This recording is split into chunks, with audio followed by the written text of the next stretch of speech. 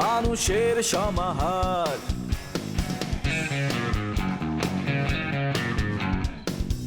ভেতর আর বাহিরে চলছে উৎসব অপেক্ষার।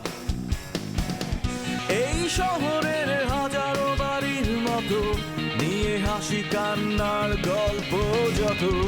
এই শহরের হাজারো বাড়ির মতো নিয়ে হাসি কান্নার গল্প যত। প্রতিবার এখানে বেজে যায় কলিং বেল।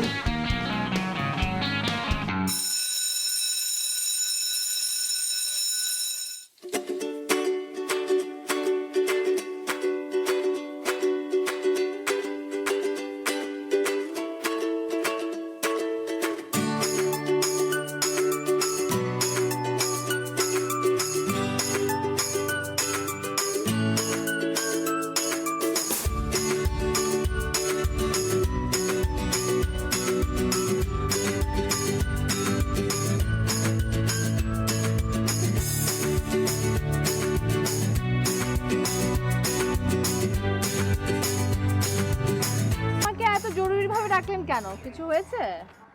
হয়েছে তো অনেক কিছু, আর কি যে বলবো, কই থেকে যে শুরু করবো বুঝতেছি না। আজকের আকাশটা দেখছেন কত নীল। মজিদ ভাই, প্রতিদিনই আকাশ দেখি, আকাশের রং তো প্রতিদিনই এরকম নীল থাকে। আকাশের রং কি সবুজ নাকি? সবুজ তো যে গাছের রং। এইটা ঠিক, আমি কি একটা বলদ? এত সুন্দর একটা পরিবেশে আজকের আপনার একদম নীল একটা পরীর মতো লাগতেছে। আচ্ছা শুনুন, ওকে, থ্যাংক ইউ। আপনার দিন না, আপনার একদম থ্যাংক ইউ সম্পর্ক। আজকে একটা স্পেশাল ডে। কি স্পেশাল ডে? আজকে কি বাংলাদেশের জন্য কোনো গুরুত্বপূর্ণ দিন? না। কোনো জাতীয় দিবস? না। Oh my god, shit shit, আমি কিভাবে ভুলে গেলাম।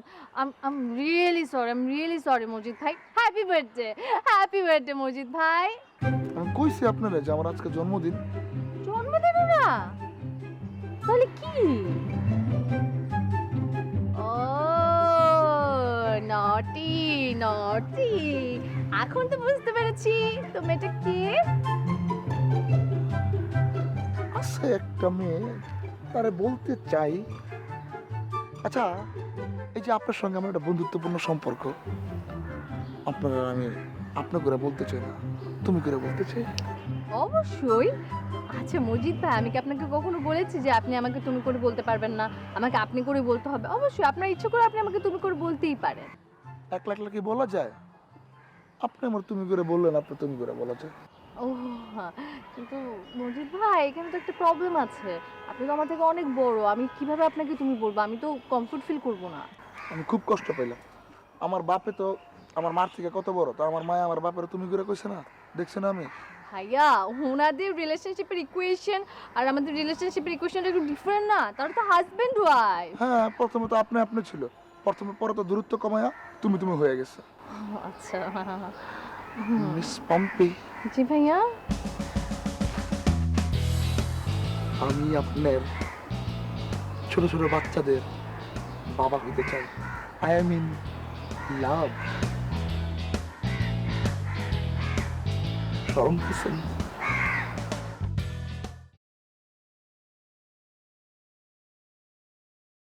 আচ্ছা, আমাকে খাবার কিছু দাও না, আমি তো ডিনার করে নেই রাতে।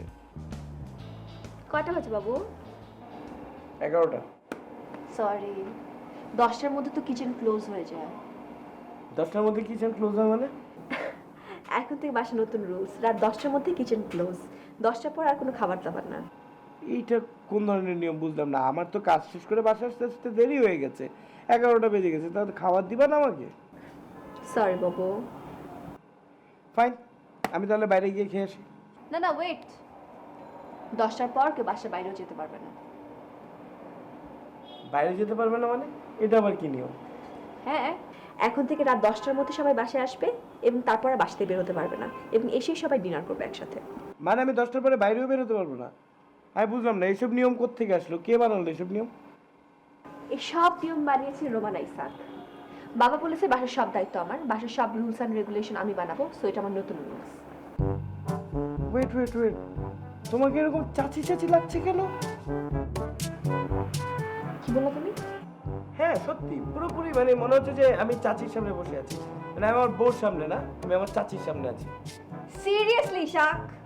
হ্যাঁ একদমই। তুমি এই যে তুমি যে বলতেছো সিরিয়াসলি স্যার, মানে এটাও পুরো চাচির মতো, চাচি যেভাবে কথা বলে।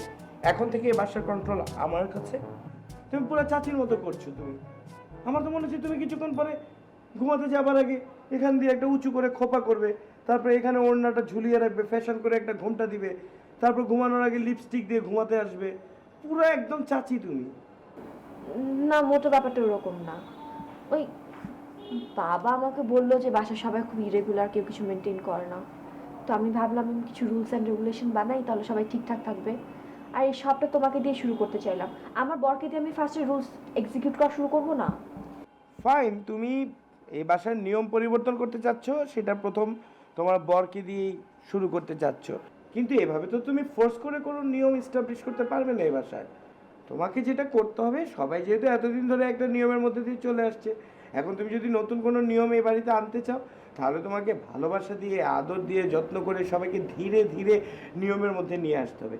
এইভাবে যদি তুমি ফোর্স করে নিজে একদম স্ট্রিক্ট হয়ে সবাইকে আসলে প্রেশার দিয়ে একটা নিয়মের মধ্যে আনতে চাও, তাহলে তো তোমার আচরণ পুরো চাচির মতো হয়ে যাচ্ছে।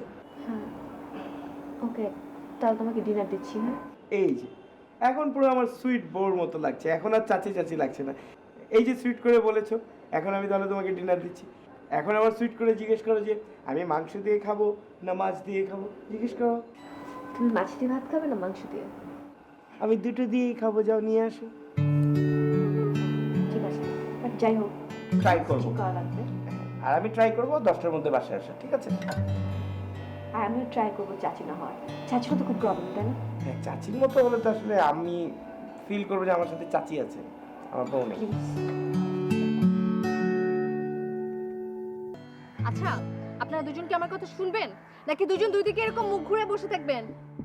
আপনি ওরে যাইতে বলেন। ও যদি এখানে আসে আমি জানতাম, তাহলে আমি আসতামই না। তুই যা আসছিস জানতাম, আমি জীবন আইতাম না। শুধু মিস পম্পি আপনি ডাকছেন বলে আসছি। দেখছেন দেখছেন একটা লোক কত বেয়াদব হইলে এইসব বলে। হ্যাঁ, ও তো একটা ছেসরা। এই বেটা খাচ্চর, তোর কাছ থেকে আমার শিখতে হইব বেয়াদবি না আদবের কি ফাজিল। এখানে একটা মেয়ে মানুষ দাঁড়ায় আছে, কি অভদ্র ভাষায়, অকাথ্য ভাষায় সে গালাগালি করতেছে। এটা কি ঠিক করতেছে মিস পাম্পি? দেখছেন? এই বেটা হে মানুষ, মেয়ে আবার ছেলে কি রে বেটা? হ্যাঁ, এই বেটা তুই কথাবার্তা শিখছ না? এটা গেল, এই ধর, এই ধর, এই লো, এই 500 টাকা লয়ে যা। তোর আদর্শ নিবের একটা বই কিনা দে, সরাসরি আবার নতুন করে শিখ তুই বেটা। এটা গেল, ধর, লটটা গেল তুই। মজিদ ভাই, এটা কিন্তু বেশি হইতাছে। এখানে একটা মাইয়া মানুষ দাঁড়ায় আছে, আমরা চাই না এখানে হাতাহাতি হোক। এই তুই কি করবি? এই বেটা সাইড তুই কি করবি আমার লাগে? আপনারা কি একটু থামবেন? আমি আপনাদেরকে এখানে ঝগড়া করার জন্য তো আনি নাই। আমি কেন আনছি বলেন তো? কেন? আমি ভাবলাম যে আপনাদের দুজনের মধ্যে মিল করাই দিব, আর আপনারা দুজন এখানে এসে ঝগড়া শুরু করে দিয়েছেন। হোয়াট? মিল? ছেসরার সাথে আমার?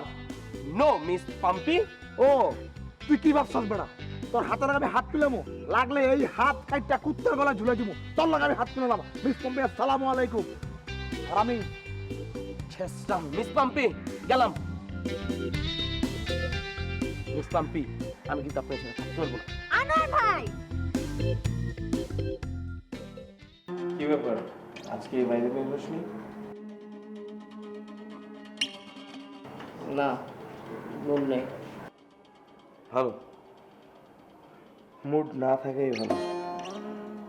আর বাইরে বের না হয়ে বাসে থাকা তো আরো ভালো, তাহলে তুই রাইট ট্র্যাকে থাকবি। আমার ট্র্যাক আমি অনেক ভালো বুঝি, তোমার ট্র্যাক নিয়ে চিন্তা করতে হবে না। আর বাসার বাইরে গেলে কি হবে? হ্যাঁ, তুই মোটেও ভালো ট্র্যাকে নেই, আর তুই নিজেও ভালো নেই। শোন পারভেজ, তুই যেই উচ্ছৃঙ্খল আর অনিয়মের জীবন বেছে নিয়েছিস, সেটার পরিণতি গিয়ে ঠেকবে এক গাঢ় অন্ধকার, যে অন্ধকার থেকে তুই কখনো চাইলেও আর ফিরে আসতে পারবি না। আর যদি তুই মনে করিস যে না তুই আলোতে থাকতে চাস, তাহলে আমরা ফ্যামিলি মেম্বার আছে, আমি তোর ভাই আছি, বাবা আছে, চাচা আছে, চাচি আছে, সবাই আছে, লিপি আছে, সবাই সাপোর্ট নিয়ে সুন্দর করে থাকার চেষ্টা কর, তাহলে তুই আলোতে থাকতে পারবি।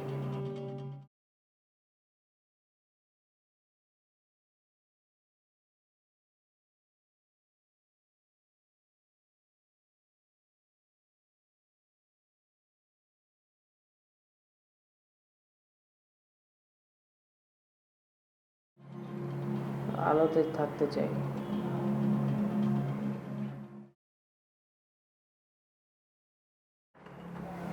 শোন ভাই, তোকে একটা জিনিস বোঝাই, তোর আলোতে থাকার জন্য, তোর সুস্থ জীবনে ফিরে আসার জন্য কোনো রকমের হসপিটাল কিংবা কোনো রিহ্যাব সেন্টার কোথাও যেতে হবে না। তোর নিজের কনফিডেন্স ডেভেলপ করতে হবে, আমাদেরকে সময় দিতে হবে, আমাদের বাসার মানুষজনের সাথে থাকতে হবে, আমরা তোকে হেল্প করব। তোর নিজের উইল পাওয়ার, নিজের ইচ্ছা শক্তিকে কাজে লাগাতে হবে যে হ্যাঁ আমি এগুলো থেকে দূরে থাকব, এবং ধীরে ধীরে তোর আত্মবিশ্বাস নিজেই তুই ফিরে পাবি, তুই এগুলো থেকে দূরে থাকতে পারবি। এটার জন্য আমরা তোকে হেল্প করব। এটাকে বলে সেলফ রিহ্যাবিলিটেশন। এটার জন্য তোকে চেষ্টা করতে হবে। তুই যে বিষয়টা আছিস এটা টোটাল সাইকোলজিক্যাল একটা বিষয়। তোর কাছে মনে হচ্ছে তুই যখনই নেশা জাতীয় দ্রব্য নিচ্ছিস তখনই তোর কাছে মনে হচ্ছে যে তুই সেটাতে খুব গুড মুডে থাকছিস, হ্যাপি ফিল করছিস। আসলে সেটা ক্ষণিকের জন্য, সেটা তোর শরীরের প্রত্যেকটা অঙ্গ প্রত্যঙ্গকে ধীরে ধীরে অকেজ করে দিচ্ছে। তোকে ভাই বুঝতে হবে, ওই মোহ থেকে বের হয়ে আসতে হবে। ফ্যামিলির মানুষের থেকে বড় মোহ আর কিছু থাকতে পারে না, তাদের ভালোবাসা থেকে বড় মোহ আর কিছু হতে পারে না। তুই আমাদের কাছে সাপোর্ট নে, আমরা তোকে সাপোর্ট দেবো। সাইকোলজিক্যালি তুই অনেক বেশি স্ট্রং থাকতে হবে, ঠিক আছে? তুই চেষ্টা করে দেখ, আমি জানি পারবিস, তুই পারবি ভাইয়া।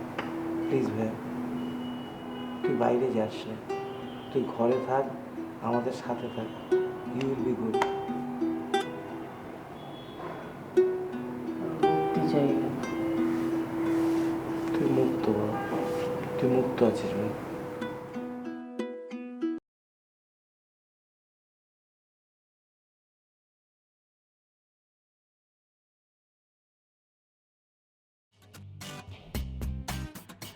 পাম্পি, উফ, আনোয়ার ভাই, আমি আপনাকে ফোন দিচ্ছিলাম।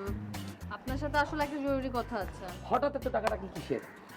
আসলে আনোয়ার ভাই, আমি এক জিনিস চিন্তা করলাম যে এই যে আমি এখানে একটা দোকান দিলাম, নিজের একটা বিজনেস করলাম, ভালো ভালো কাপড় চোপড় ডিজাইন করলাম, কিন্তু এখন মনে হচ্ছে যে নিজের ক্যারিয়ারটা নিয়ে শুধু চিন্তা করাটা জরুরি না, মানে নিজেকে নিয়েও আসলে আমার মনে হয় যে চিন্তা করার একটু সময় এসেছে, নাকি বলেন? অবশ্যই চিন্তা করবেন। আপনি শুধু চিন্তা করে যাবেন, বাকিটা আমি পূরণ করব। ঠিক আছে? আমি তো আপনার সাথে আছি, সারা জীবনই থাকবো। থ্যাংক ইউ আনোয়ার ভাই, আপনি আসলে অনেক সুইট একটা পার্সন। তো আনোয়ার ভাইয়া, আপনার সঙ্গে মানে অনেক সময় আমার অনেক মিসআন্ডারস্ট্যান্ডিং হয়েছে, অনেক সময় অনেক মিসবিহেভিও করে ফেলেছি, তো এটার জন্য আমি সরি। বাট আসলে হয়েছে কি, সত্যি কথা বলতে মানে প্রথম থেকে যখন আপনার সঙ্গে আমার দেখা হয়েছে তখন থেকে কিন্তু সবসময় আপনি আমার জীবনে একটা স্পেশাল জায়গা জুড়ে আছেন। সো আমি চিন্তা করছি যে এই যে আমি আমার লাইফের একটা গুরুত্বপূর্ণ ডিসিশন নিচ্ছি, একটা স্টেপ নিচ্ছি ইম্পর্টেন্ট, সো আমার কাছে মনে হয়েছে যে এইটা আমার আপনার সাথে শেয়ার করা উচিত, বা আপনার এইটাতে আমার সঙ্গে থাকা উচিত। সো এই জন্য আমি চাই যে আপনি আমার সাথে থাকুন ব্যাপারটাতে, কারণ এবারই আসলে আমি চিন্তা করেছি যে সিরিয়াসলি আমি আমার লাইফ নিয়ে কিছু চিন্তা করতে চাই। অবশ্যই অবশ্যই জানাইবেন। আমার খালি আপনি কইবেন যে কি করতে হবে, আপনি স্বপ্ন দেখবেন, বাকিটা আমি বাস্তবে রূপ দিয়ে যাব। শুধু আপনি আমার পাশে থাকবেন। আমি তো শুরু থেকে শেষ পর্যন্ত আপনার পাশেই আছি, এবং বাকি জীবনটাও থাকতে চাই। আপনি খালি শুধু করবেন আর করবেন, আমি দেখে রেখে দেব। আনোয়ার ভাই, আমরা অবশ্যই বাকি জীবনে একসাথে থাকবো, কিন্তু কালকে আপনাকে অবশ্যই আমার সাথে দেখা করতে হবে, আপনার জন্য একটা সারপ্রাইজ আছে। কোথায় আসতে হবে? আমি আপনাকে ফোন দিয়ে জানিয়ে দিব। আর ড্রেস কি নতুন কিছু পরে আসতে হবে? আপনি একটা পাঞ্জাবি পরে আসলে আমার মনে হয় ভালো হবে, পাঞ্জাবি পরে আসেন। আচ্ছা, পাঞ্জাবিটা কোথায় কিনলে ভালো হয়, আর কি কালার পরবে বলেন তো? আপনার যেখান থেকে ইচ্ছে সেখান থেকে কিনেন, যে কালার ইচ্ছে সেই কালার পরেন, কোনো প্রবলেম নেই। কিন্তু আনোয়ার ভাই কালকে টাইম মতো চলে আসবেন, ওকে? আপনি ফোন দিয়েন রাত্রে তাহলে। ওকে। এমনি তো আমার ঘুম হয় না, এর মধ্যে আবার আপনি, সারা তার ঘুমই হইব না। না না, আপনি ভালো করে ঘুমান, কারণ কালকে যে সারপ্রাইজটা দিব সেটা একটু নেওয়ার জন্য একটু ভালো থাকতে হবে। না মিস পাম্পি, ঘুম হবে না। ওকে, বাই।